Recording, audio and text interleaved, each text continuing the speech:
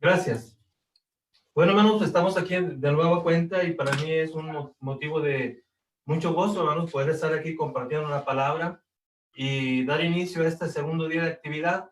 Confiamos en que todo lo que vamos a estudiar en esta primera sesión, la segunda, tercera sesión de este día, va a ser de interés y va a ser de crecimiento para todos y cada uno de nosotros. Bueno, el tema que hoy me toca es una adoración con el entendimiento. Estamos hablando, hermanos, en estos días de cuál es la verdadera adoración, cuál es la adoración que Dios espera de nosotros.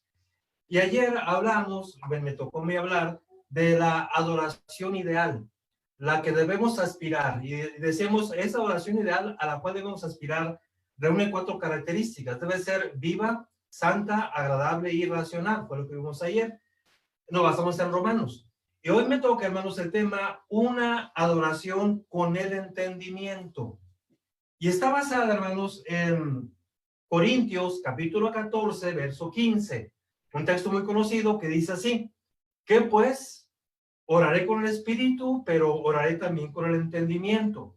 Cantaré con el espíritu, pero cantaré también con el entendimiento. Hermanos, aquí hay 2 frases muy importantes que debemos entender perfectamente. ¿Qué es o a qué se refiere el apóstol Pablo cuando dice oraré con el espíritu? Cantaré con el espíritu, pero también cantaré con el entendimiento. ¿A qué se refiere Pablo cuando dice orar, cantar o predicar en el espíritu y hacerlo también con el entendimiento? Tenemos, para entender esto, hermanos, tenemos que remontarnos al momento histórico cuando Pablo dijo estas palabras. Entendiendo exactamente a qué se refería Pablo cuando dijo oraré o cantaré por el espíritu y por qué dice pero también con el entendimiento, entendiendo pues, hermanos, o conociendo el contexto histórico cuando Pablo dijo estas palabras, encontraremos el auténtico significado que hoy puede tener este verso en nuestras vidas. ¿A qué se refiere pues cuando decimos orar con el entendimiento? Pero ¿a qué se refería Pablo cuando decía oraré también con el espíritu, pero también con el entendimiento? Hermanos, ¿a qué se refiere pues estas expresiones?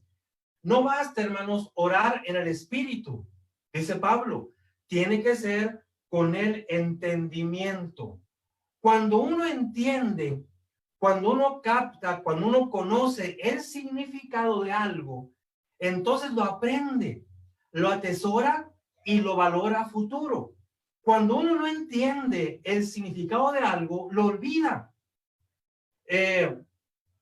¿Por qué, por ejemplo, tantas cosas que aprendimos en la primaria, por qué las hemos olvidado? ¿Saben por qué?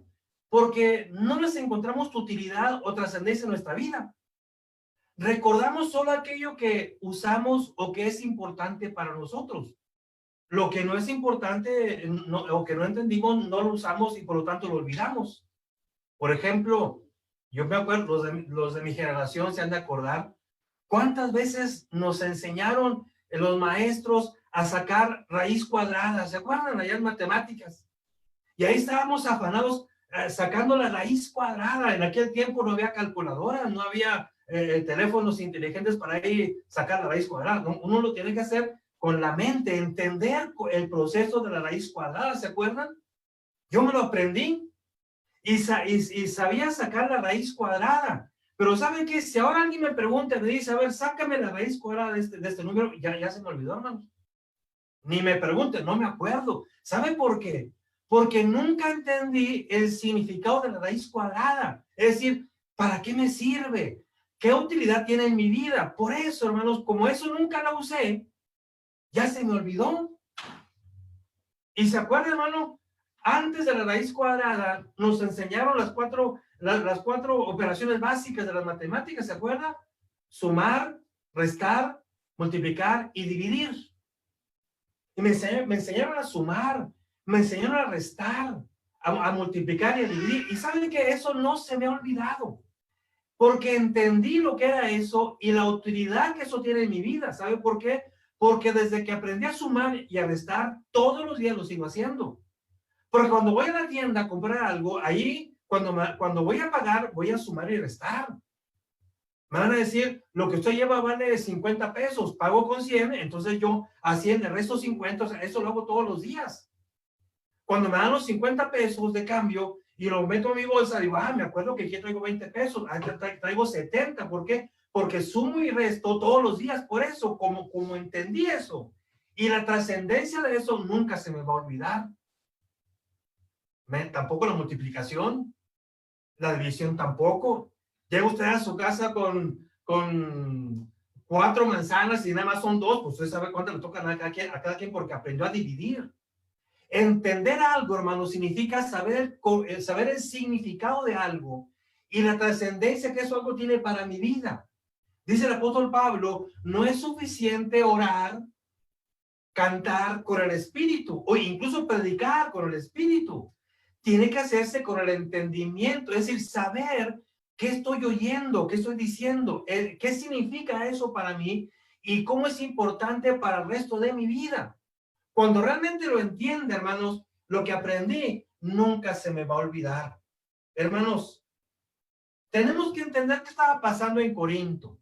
¿Por qué el apóstol Pablo les dice a los de Corinto, hey, hermanos, no basta orar con el Espíritu, no basta cantar con el Espíritu o predicar con el Espíritu.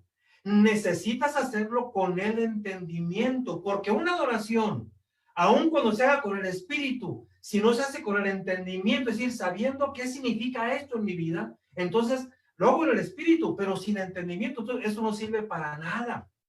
Entonces, hermanos, ¿qué estaba pasando? Bueno, hermanos, tendríamos que leer pues todo el capítulo 14.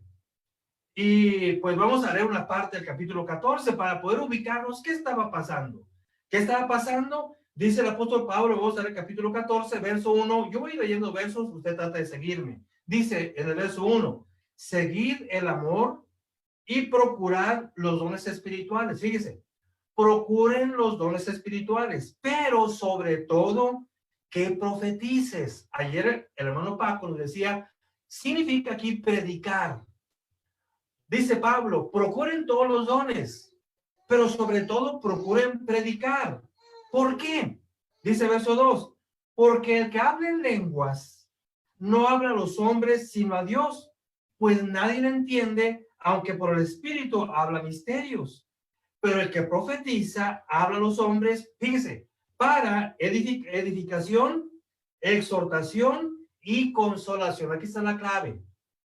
El que predica, cuando predica y todos le entienden, entonces al predicar y ser en nuestro idioma y le entendemos todos, entonces fíjese, tiene 3 efectos. Cuando a mí se me entiende lo que predico, hay 3 efectos: edifico, exhorto y consuelo al oyente y a mí mismo. Dice, pero el que habla en lengua extraña, a sí mismo se edifica, pero el que profetiza, edifica a la iglesia. Así que quisiera que todos vosotros hablaseis en lenguas, pero más que profeticéis, porque mayor es el que profetiza que el que habla en lenguas, a no ser que las interprete para que la iglesia reciba edificación. Dice, es cierto, verso 7, ciertamente las cosas inanimadas que producen sonidos como la flauta, la cítara, si no hicieran distinción de voces, ¿cómo se sabrá lo que se toca con la flauta o con la cítara? Si la trompeta diera sonido incierto, ¿quién se preparará para la batalla? Así también vosotros, si por la lengua no dieres palabra bien comprensible, ¿cómo entenderá lo que dices? Porque hablaréis al aire. Hermanos, dice, voy a brincarme al verso más adelante, dice, así que vosotros pues anheléis dones espirituales por poder abundar en ellos para edificación de la iglesia, por lo cual el que habla en lengua extraña pide en oración poder interpretarla, que pues oraré con el espíritu, pero oraré también con el entendimiento. Dice verso 19, pero en la iglesia prefiero hablar 5 palabras con mi entendimiento para enseñar también a otros que 10,000 palabras en lengua desconocida. Entonces dice verso 24, pero si los 23 dice, pero si pues toda la iglesia se reúne en un solo lugar y todos hablan en lenguas, y entran indoctos e incrédulos, ¿no dirán que estáis locos? Que hay pues, hermanos, cuando os unís, cada uno de vosotros tiene salmo, tiene doctrina, tiene lengua, tiene revelación, tiene interpretación. Hágase todo para edificación. Si alguno habla en lengua extraña, sea por dos o tres, por dos o a lo más tres, y por turno y uno interprete. Si no hay intérprete, calle en la iglesia y hable para sí mismo y para Dios. Asimismo los profetas, hablen dos o tres, y los demás juzguen. Dice, los espíritus de los profetas están sujetos a los profetas. Bueno, pero vamos a explicar qué está diciendo aquí el apóstol Pablo. Habiendo ya leído, no todo el capítulo 14, pero parte del capítulo 14. Hermanos, la iglesia de Cristo en Corinto, tenemos que empezar por aclarar algo muy importante. La iglesia de Cristo en Corinto se caracterizaba, ¿saben por qué? Lástima, hermanos, se caracterizaba por el desorden. Era una iglesia muy desordenada. Recuerdo, hermanos, hace años, cuando un profesor a nivel primaria entraba a dar clase a un grupo nuevo en la escuela de primaria, lo que ese profesor tenía que hacer era primero detectar al niño problema. Hace años.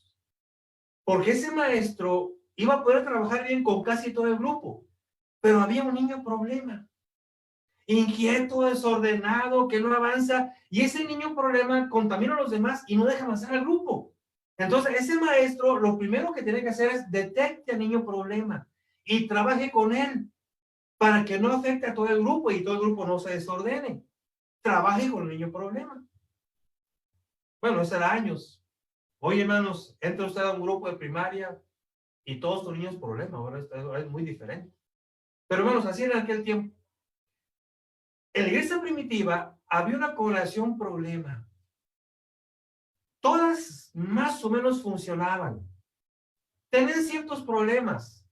Pero Corinto, hermanos, era algo realmente diferente. Era una congregación con muchos problemas. Si usted ha leído las cartas del apóstol Pablo de Corinto, se va a dar cuenta. En la primera carta, hermanos, inmediatamente el apóstol Pablo comienza con el primer problema. ¿Saben? De tantos que había, dice, bueno, primer problema, las divisiones.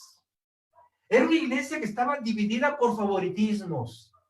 Dice, he escuchado que están divididos. Y unos dicen, yo soy de Pablo, yo de Apolos y yo de Cefas. Y le dice, ¿quién les ha enseñado eso? ¿Acaso Pablo, Apolos o Cefas fueron crucificados por ustedes? ¿Murieron ellos por la iglesia? Entonces, ¿por qué están divididos en esos nombres? Y más adelante dice, bueno, puse esos nombres como ejemplo. Es decir, realmente la iglesia en Corinto no estaba dividida por Pablo, Apolos y Cefas. Era por nombres de hermanos de ahí. Es como si hoy dijeran, la iglesia de Cristo están divididas porque los hermanos tienen sus favoritos. Un favorito es Juan Pérez, Juan Hernández y Pánfilo no sé qué, y se pelean por esos hermanos favoritos para predicar. Dice Pablo, no, eso no debe ser. La iglesia de Cristo no debe estar dividida por esos favoritismos. Luego, más adelante, otro problema. Aborda el caso, por ejemplo, el caso de la inmoralidad. Dice el apóstol Pablo, y ustedes están tan jactanciosos. Dice, entre ustedes hay un problema tremendo que en el mundo lo podrían tolerar. Alguien de ustedes, un individuo ahí de entre ustedes, se metió con la mujer de su papá. Y ustedes no le dicen nada. De hecho, ya es grave que un hombre de la iglesia se meta con la esposa de su papá. Pero también lo más grave es que la iglesia calla. Y no corrige a este individuo. No lo disciplina. Y más grave es que parece ser, hermanos, que hasta lo traían aquí a ese hermano consintiéndolo. Porque, no sé, a lo mejor era el que ofrendaba más. ¿Y cómo lo reprendemos? ¿Cómo le decimos que está mal? Y todos se hacían de la vista gorda, como que no lo miraban. Dice Pablo, eso está muy mal. Era una cosa, un problema. Tienen ahí un caso de inmoralidad. Dice Pablo, hasta en el mundo esto es escandaloso ¿Por qué ustedes ahí lo están tolerando? Y les dice lo que tienen que hacer. Otro problema más era los litigios ante los incrédulos. Hermanos, qué bochorno, qué vergüenza. Un hermano defraudaba a otro hermano de la misma congregación y luego se van a pleito ante las autoridades civiles. Imagínese, hermano, un hermano demandando al otro ante el juez. Y ahí van los dos ante el juez y los hermanos peleando ante el juez y uno de ellos se va a la cárcel porque el otro demostró que el otro era un defraudador. Dice el apóstol Pablo, que no tienen sentido común, que no hay entre ustedes un hermano maduro que les pueda ayudar a ponerse en paz. ¿Por qué tenemos que andar allá en el mundo exhibiendo a la iglesia y provocando que el mundo se burle de la iglesia y que blasfeme el nombre de Cristo cuando ve los problemas que hay entre nosotros y la incapacidad para resolverlos? Hermanos demandando a otro hermano ante la autoridad allá, ante los jueces allá en el mundo.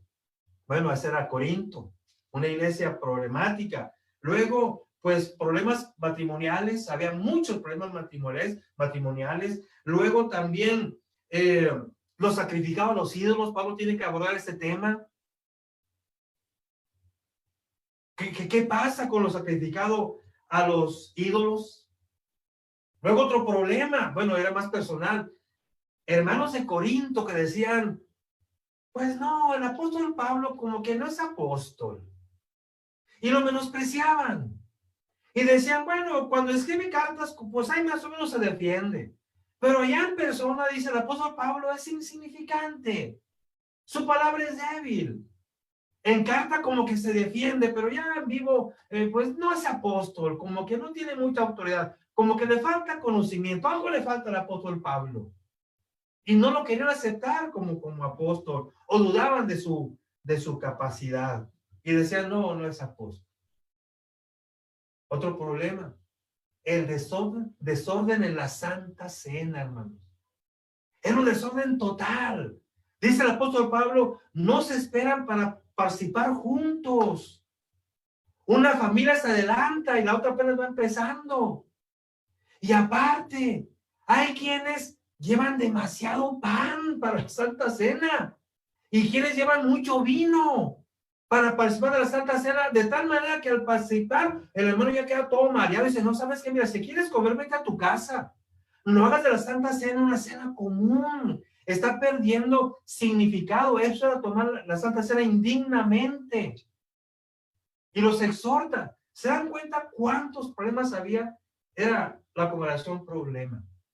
Pero llegamos al punto que nos interesa. Otro problema, para agregarle, eran los dones extraordinarios del Espíritu Santo. Esto estaba causando otro problema. ¿Por qué? Porque el apóstol Pablo tiene que explicarles, el Espíritu Santo es uno, pero los dones que reparte son muchos. Y hay diversidad de dones, aunque el Espíritu Santo sea uno. Y el Espíritu Santo daba dones extraordinarios. A uno, por ejemplo, hacer milagros. A otro, quizás sanar enfermos. A otro, don de la predicación de manera extraordinaria. Así es que por el Espíritu Santo alguien puede sanar enfermos sin haber estudiado medicina. Alguno puede hacer cosas milagrosas, no sé, como las que hace Jesús, transformar el agua en vino. Imagínense tener un hermano así en la congregación que pueda hacer milagros. Hermanos, hoy toca convivio, no se preocupe, no traiga nada. Además, traiga puras piedras, unas piedritas en su bolsa. A la hora del convivio tenemos un hermano que hace milagros y las piedras las convierte en pan. Y otras piedras, las otras piedras en pollo, en salsa verde y otras. O sea, no se preocupen, tenemos un hermano que hace milagros. Está enfermo, no se preocupe, un hermano que tiene don de sanidad y no estudió medicina. Y el problema era, hermanos, que en los hermanos de Corinto había como una especie de competencia. ¿Cuál es el mejor don? ¿Cuál es el don más atractivo, más seductor? ¿Cuál es el don que a mí me lleva a los reflectores? Imaginemos, hermanos, que estamos en el primer siglo. ¿Usted qué don desearía? ¿Desearía dónde predicar? Diría, predicar, no, pues ese don pues no es muy atractivo. A mí denme el don de hacer milagros, el don de sanar enfermos. Imagínense, llegó Jesús Amaya, el que tiene el don de sanar enfermos. No, pues todos a mi alrededor, yo firmando autógrafos y sanando enfermos. Eso me llamarían los reflectores. Ese era el problema. Había hermanos que no entendían que los dones son para servir y entraron en competencia. ¿Cuál es el mejor don? Y había hermanos que pensaban que los mejores dones eran los dones espectaculares. Y dice el apóstol Pablo, no, procuren los dones, pero yo les ofrezco, yo les presento un mejor don, un mejor talento, un mejor camino.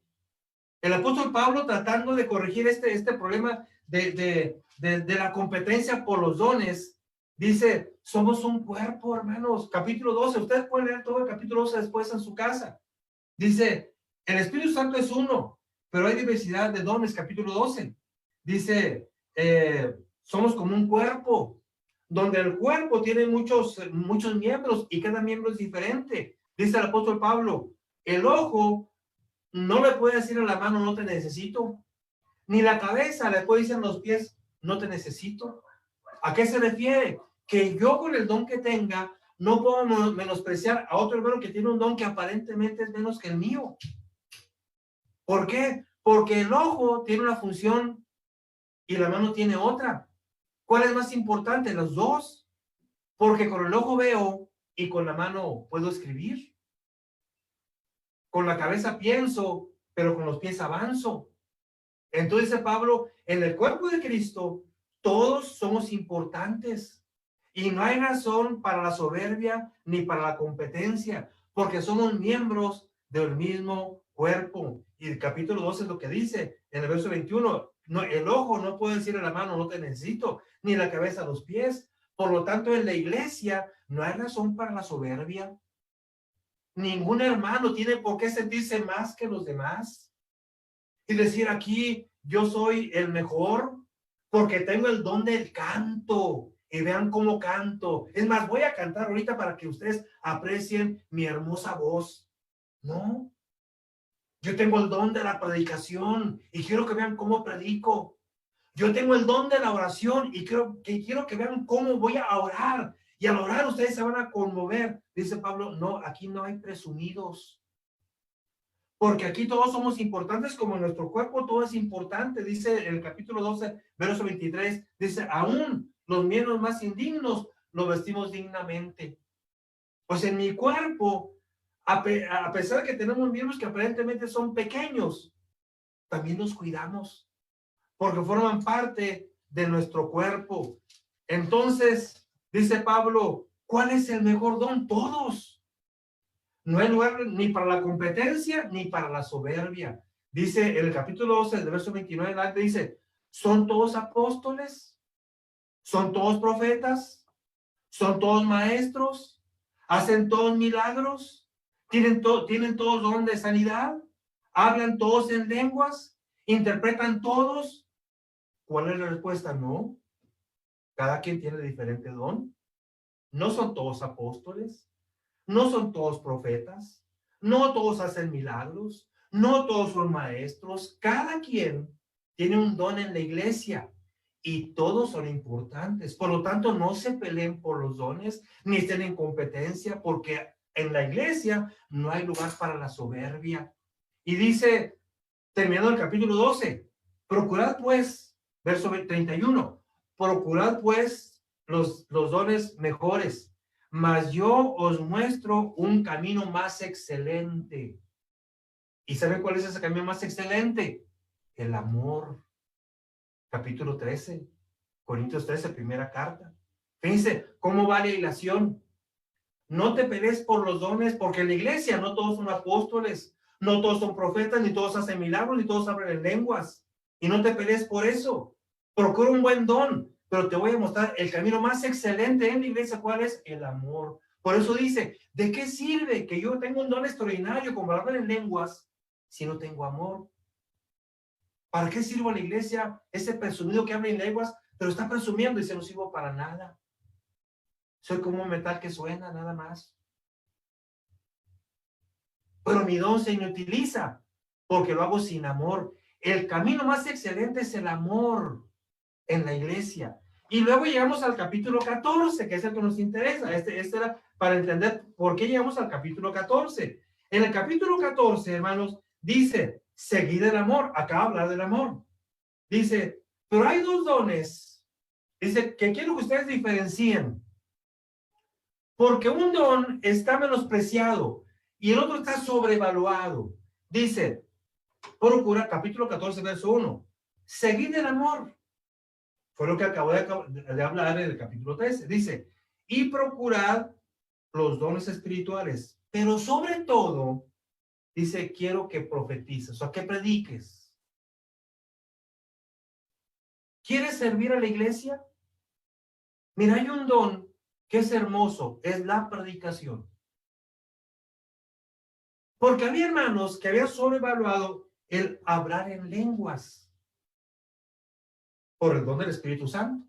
Y ya sabemos a qué se refiere, hablar en otros idiomas. Sin preparación, el Espíritu Santo los capacitaba para hablar en otro idioma. Imagínense, hermanos, qué impactante será eso. Estoy parado aquí y por el Espíritu Santo, en el primer siglo, hablaré yo automáticamente sin haber estudiado en otro idioma. Y hablar en alemán. Bueno, el idioma de hoy es el mandarín, el chino. Sin haber estudiado. Dice, miren,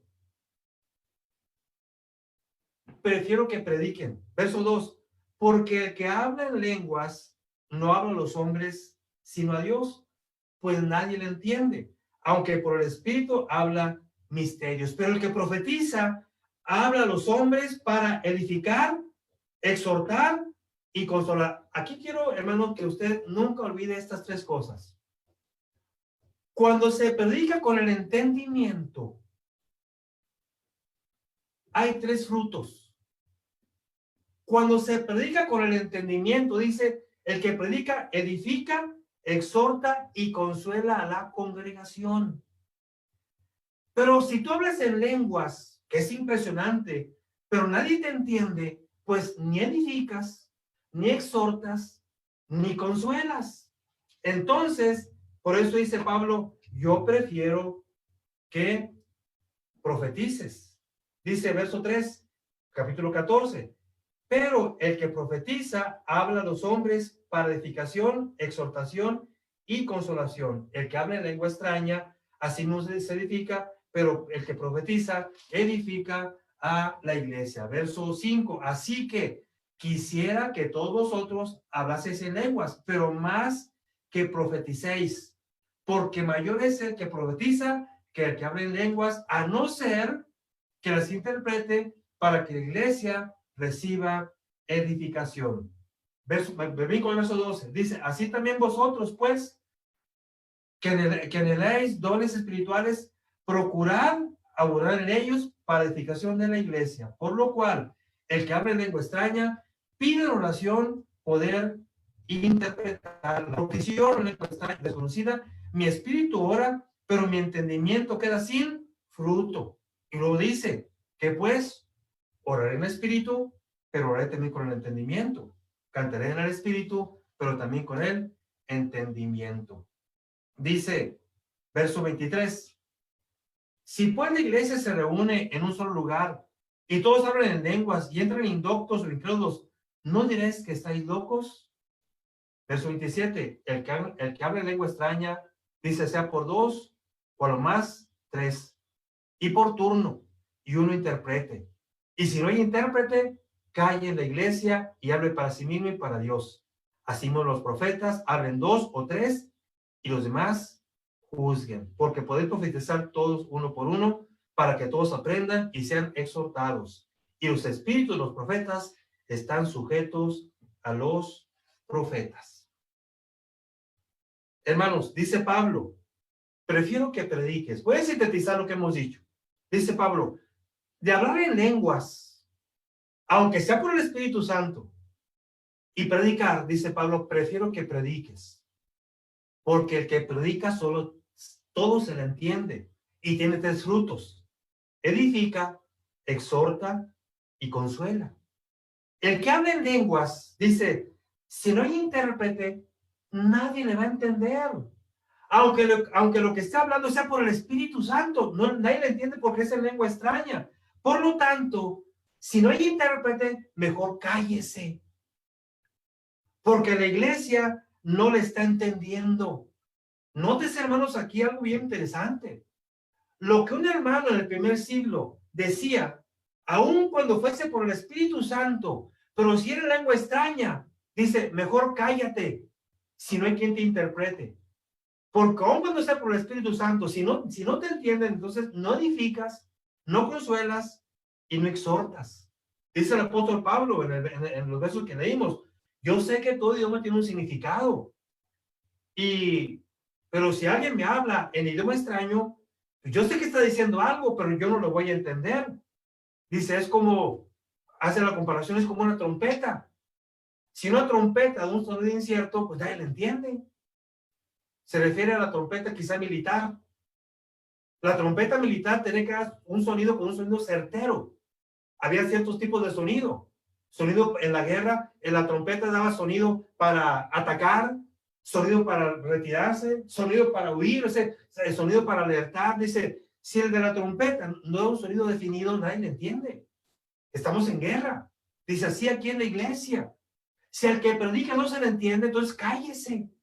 Aunque lo que diga sea por el Espíritu Santo. Dice Pablo, incluso en el verso 19, dice, yo prefiero hablar 5 palabras que usted me entienda, a hablar 10,000 palabras que usted no va a entender.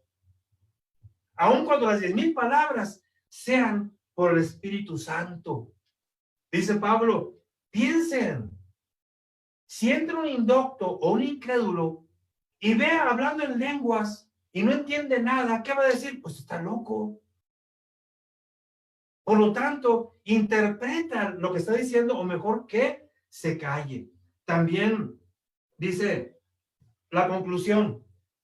¿Cuál es la conclusión? Dice, todo se debe hacer en orden. Si hay 3 hermanos que prediquen, incluso 3 que prediquen y otros 3 que hablen en lenguas, dice uno por uno y en orden. De los que predican, 1, 2 o a lo más 3, para no saturar a la congregación. Y si hablan en lenguas, lo mismo, 1, 2 o a lo más 3. Si hay intérprete, si no hay intérprete, cállese. Y al final dice algo interesante, porque los espíritus de los profetas están sujetos a los profetas. Es decir, no hay el pretexto de decir, es que el Espíritu Santo me está dando este mensaje, lo tengo que dar. No, no, no. Tú tienes control. El profeta o el que habla tiene control sobre su espíritu. Y si en este momento el Espíritu Santo me está revelando algo, pero no en tu idioma y no hay quien me interprete, me callo porque la iglesia no va a entender. Hermanos, este era el punto. Oraré con el Espíritu, pero oraré también con el entendimiento. Este es el punto. Este es lo que Pablo está diciendo. Aunque el Espíritu Santo, al estar reunidos, te esté revelando algo, pero si te lo revela en otro idioma que nadie te va a entender, entonces cállate. Porque la adoración a Dios tiene que ser en el Espíritu, pero también con el entendimiento. Por eso dice Pablo, prefiero que prediques a que hables en lenguas. Y si hablas en lenguas, pídele a Dios que te ayude a interpretarla. Si no, pues cállate. Entendiendo este concepto histórico, espero que me haya explicado. Entendiendo esto, sabemos, hermanos, que hoy ya no hay don de lenguas, eso ya lo sabemos. El hermano Paco ayer lo explicaba claramente. ¿Por qué no hay don de lenguas? Porque esos dones eran extraordinarios. Y solamente los apóstoles los pasaban a través de la imposición de manos. Si yo fuese apóstol, hermanos, para ejemplificarlo, entonces solamente yo podía transmitir un don extraordinario a un hermano. Pero ese hermano, a su vez, ya no lo podía transmitir. Es lo que vemos en el libro de los Hechos. Solo los apóstoles podían transmitir el don extraordinario. Por eso, al morir el último apóstol, se murió la última fuente de transmisión de dones extraordinarios. Y quedaron vivos solamente los hermanos a los cuales él se los había transmitido. Ahora, también eso era selectivo.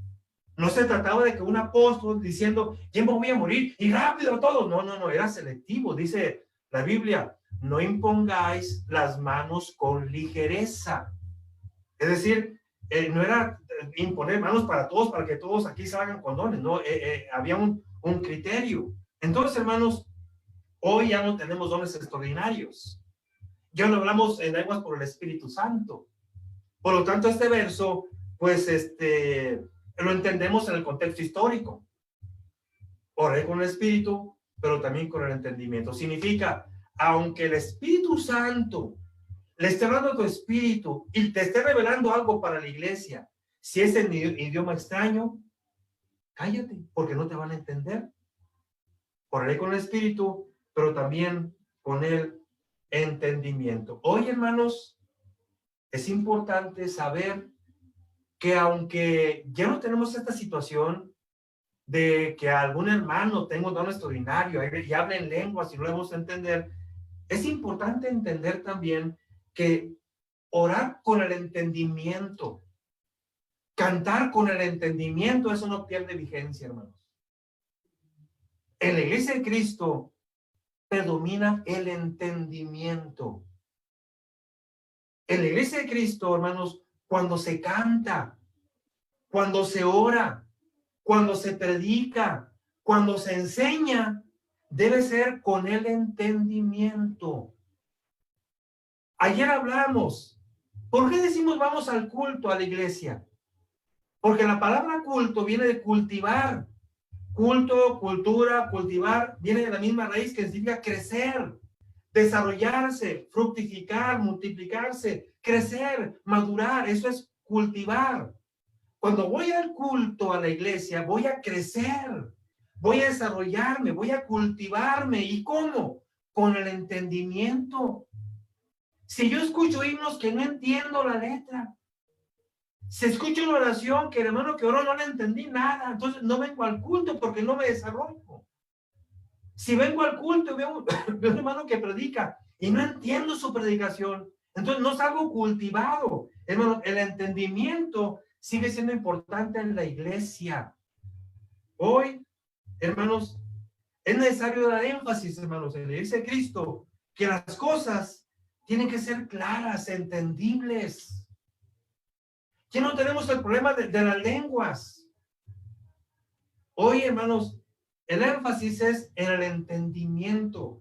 Dios quiere una adoración con el entendimiento. ¿Por qué? Ya lo vimos. Porque cuando se hace con el entendimiento, entonces hay tres frutos. ¿Cuál es?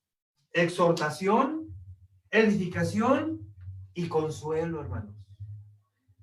Cuando vamos a la iglesia, hermanos, definitivamente vamos buscando un mensaje de exhortación, de edificación o de consuelo. Y cuando en la iglesia llego, hermanos, y no hay un mensaje porque no lo entendí, y no hay un mensaje, ni una oración, ni cantos que me exhorten, que me edifiquen, que me consuelen, entonces no estamos cumpliendo con este objetivo. La adoración tiene que ser con el entendimiento para que exhorte, edifique y consuele. ¿Qué es exhortación? Exhortación es motivación, hermanos. Que cuando yo voy a la iglesia, los himnos que entiendo, la oración que entiendo porque está clara, la predicación que entiendo porque está bien estructurada, entonces eso me exhorta, es decir, me motiva a seguir adelante, me motiva a seguir en santidad, me motiva mi responsabilidad, me motiva el arrepentimiento y a cambiar lo que tengo que cambiar, me edifica. Edificar es sinónimo de crecimiento, como cultivar. Se trata que vengo a crecer en conocimiento bíblico, a crecer en madurez, a crecer en mi relación con Dios. Y para eso necesito que en la iglesia se entienda todo. Otra vez repito, ya no tenemos el detalle de que alguien va a venir a hablar en lengua, no. Ahora es en nuestra propia lengua, pero que se entienda. Que el hermano que pase a dirigir himnos tenga el don de dirigir himnos. El que predique tenga el don de la predicación para que sea edificación, exhortación y consuelo, hermanos. Consuelo. ¿Qué significa la palabra consolar? ¿Sabe qué significa? Puede ser sinónimo incluso de motivar, de exhortar. Consolar significa llenar de valor. Hermanos, ¿cuántos de nosotros estamos viviendo tiempos difíciles? Y vamos a la iglesia, a veces con hambre y sed, de un mensaje que me levante, que me motive, porque necesitamos un consuelo, y en la iglesia debe haber mensajes, himnos, oraciones de consuelo, que me inyecten valor, que me levanten, que me animen. La palabra animar significa llenar de aire, como la llanta que está ponchada de un carro. Ves la llanta y está ponchada y no puede avanzar. La llevas con el de la vulcanizadora y le pone aire y la llanta queda otra vez redondita y bien llenita, ahora sí puede avanzar. Yo llego todo ponchado a la iglesia, desanimado, y con un sermón me dan aire y me levanto y sigo adelante en mi camino. Por eso la iglesia necesita entendimiento cuando se canta, cuando se ora, cuando se enseña, cuando se predica, hermanos, para que haya realmente un consuelo. ¿Se acuerdan, hermanos, de Elías? Elías, hermanos, estaba pasando momentos muy difíciles. Se había enfrentado a 450 sacerdotes de Baal y los derrotó. Pero al poco tiempo le llega un mensaje de Jezabel, la promotora de los de Baal, y le dice: mira, te doy 24 horas y para mañana te voy a dejar igual de como tú dejaste a mis sacerdotes, los había matado.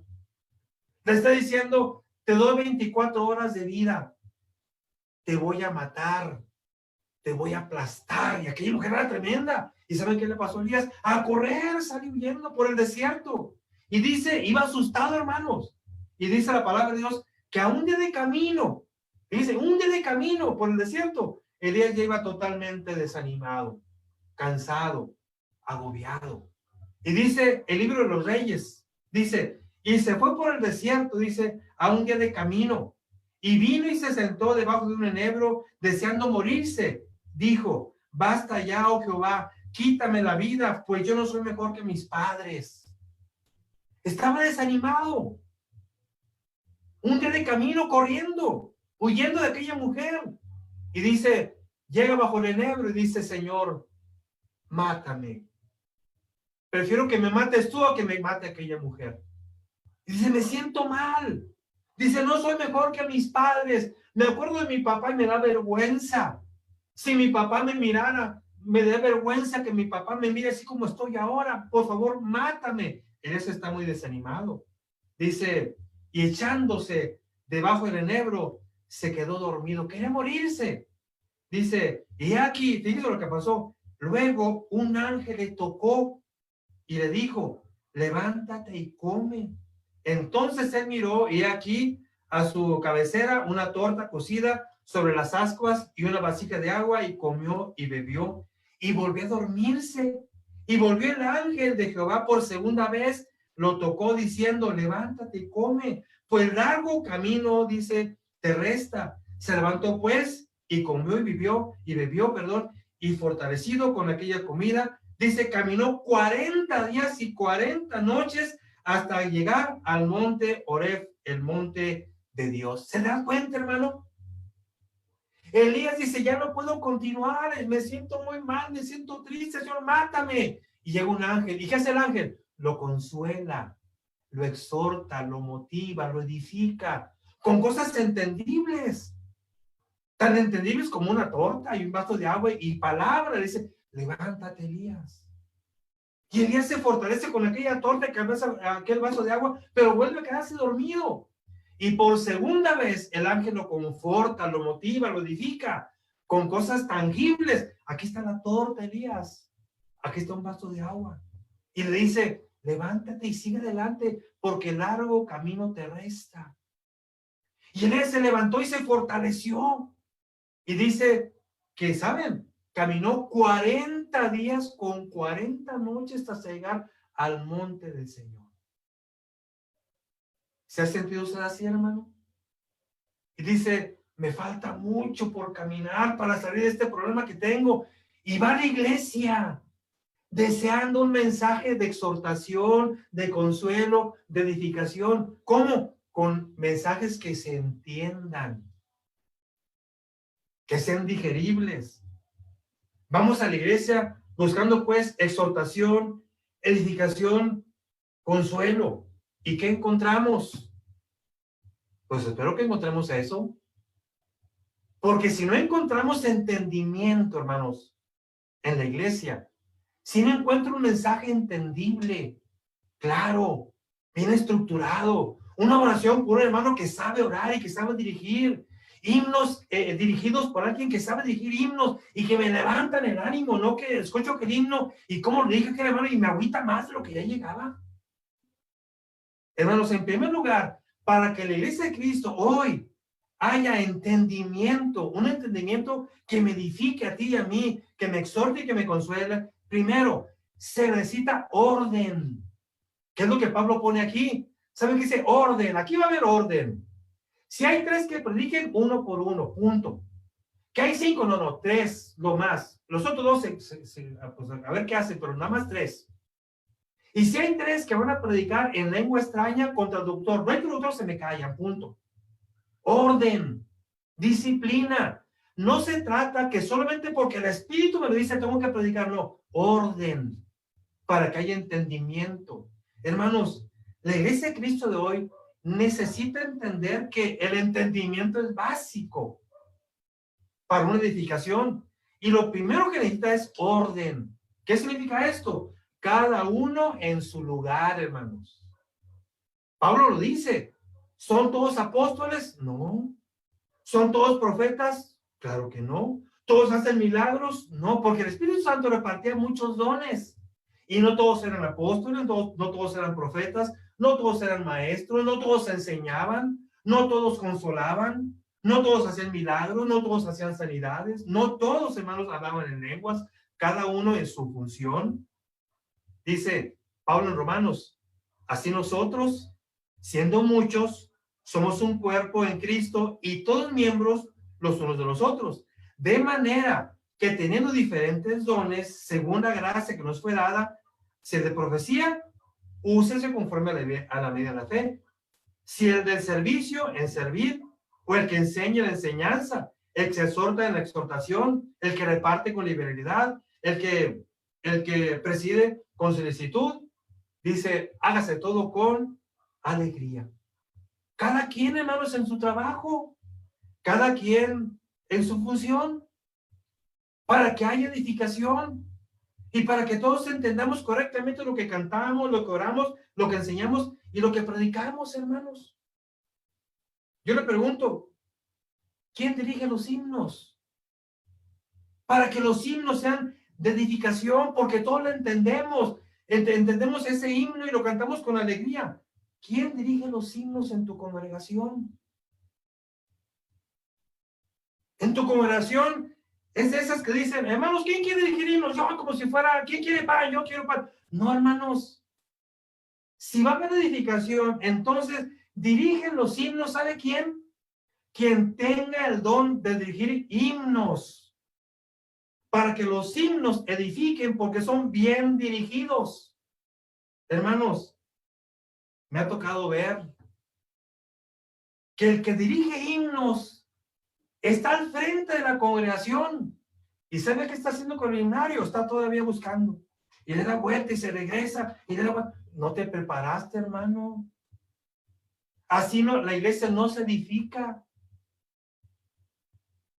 Y es más, me ha tocado ver, a esta le da vuelta, a este sí. Y bueno, hermanos, hermano, no, mejor otro. Oye, entonces, ¿de qué se trata? Se trata de que tú te preparaste. ¿Qué himnos necesito para este momento en la congregación? Es más, si se puede, me comuniqué con el hermano que va a predicar. Para que el hermano me diga, hermano, ¿de qué va a predicar? ¿Cuál es el tema? Voy a predicar a los himnos honestos. Y ensayarlos en la casa para que me salgan bien los himnos, para poder cantar bien los himnos. Hermanos, ahora, dicho sea de paso, ahora que las reuniones son virtuales y que son virtuales y que el que dijimos, pues todos lo escuchamos. Hermanos, me doy cuenta que, caray, hay hermanos que ahora que los escucho solos dirigiendo el himno de manera virtual, digo, qué desafinado está ese hermano. ¿Cómo puede dirigir himnos? Por eso hay desorden en la iglesia. ¿Quién predica en tu iglesia? Yo conozco iglesias que dicen, hermano, aquí todos predicamos. Todos predican. Sí, todos predicamos. Todos los varones predicamos. ¿Qué no hemos leído que dice Pablo? Son todos apóstoles. Son todos maestros.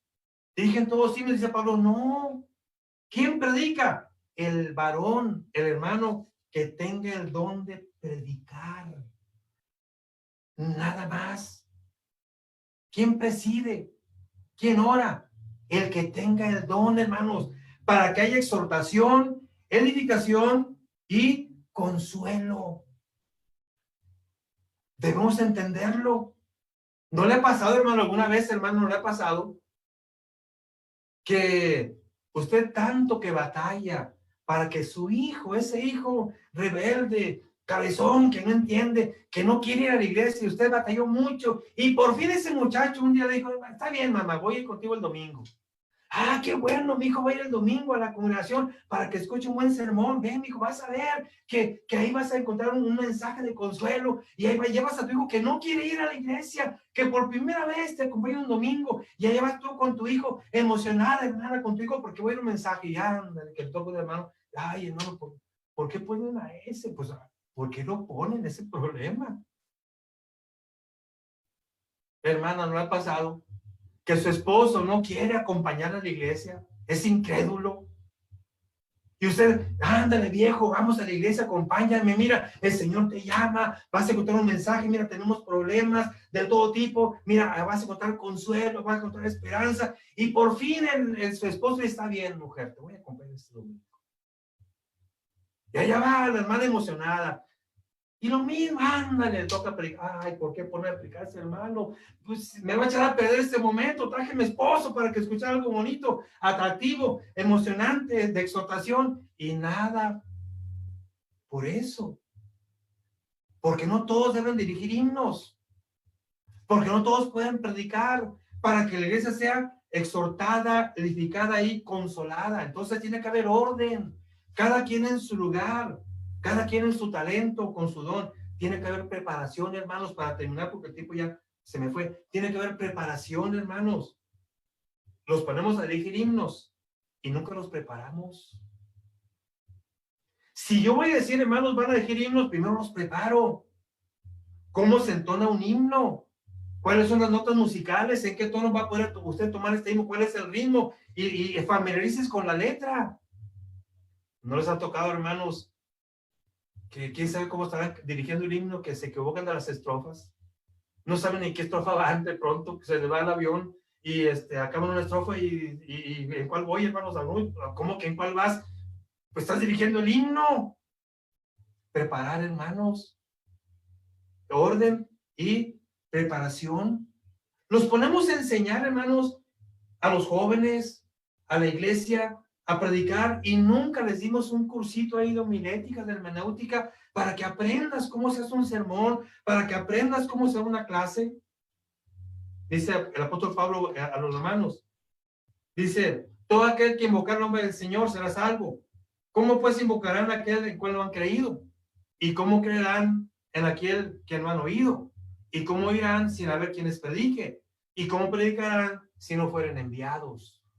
Aquí recae en la iglesia. En el mundo hay mucha gente que se está perdiendo porque no conoce, y no conoce porque no le predican, y no predican porque no se preparan, y no se preparan porque la iglesia no prepara gente para predicar. Recae en la iglesia.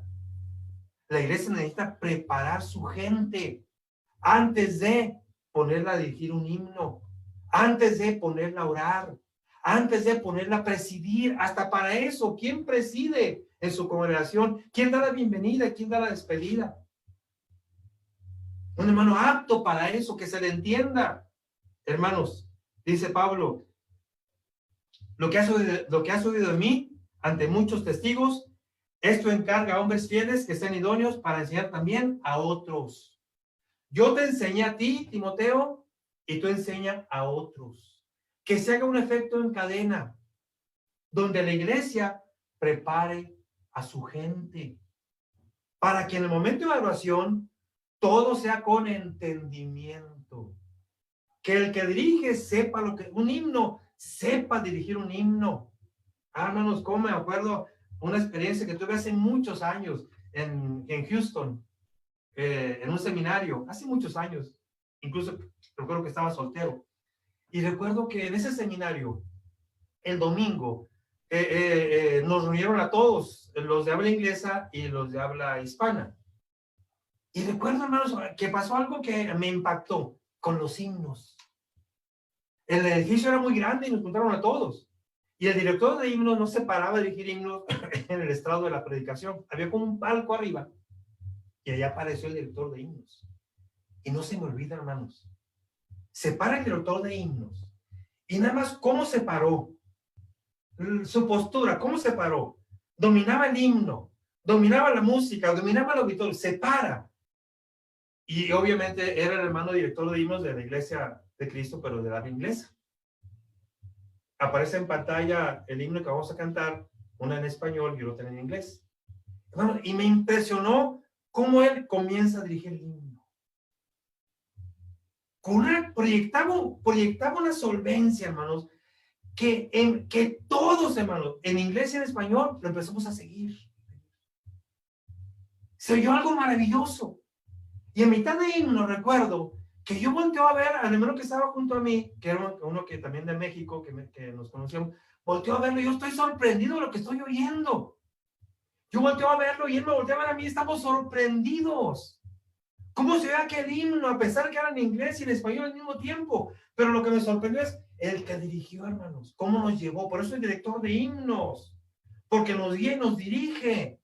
El que pasa a orar, el que pasa a predicar, que lo haga con solvencia, con preparación, para que el hermano y el visitante que usted lleva salga edificado y con ganas de volver. Si no, hermanos, va a pasar lo que dice el apóstol Pablo. Entra un indocto y dice, no, pues aquí esto no lo entendí nada, no regreso. Capaz que digo, dice el apóstol, están locos aquí, no regresa. A ese que habló no le entendí nada. Se paró y habló de Génesis, Apocalipsis y no le entendí nada. ¿Por qué? Porque no tiene don o no se preparó. Hermanos, entonces, para terminar, hermanos, que Dios bendiga las mentes de los hermanos que dirigen himnos en la iglesia, de los hermanos que presiden, de los que oran, de los que predican y los que enseñan. Que Dios toque sus mentes para que lo hagamos con claridad. Que el hermano nos entienda para que salga edificado. Que Dios bendiga los labios de los que predican y los que enseñan, a las mujeres, a los jóvenes, a la iglesia, para que todo sea con el entendimiento. Acordémonos, cuando en la iglesia se hace todo con entendimiento, entonces hay edificación, exhortación y consuelo. Que Dios les bendiga. Son muy amables todos. Gracias.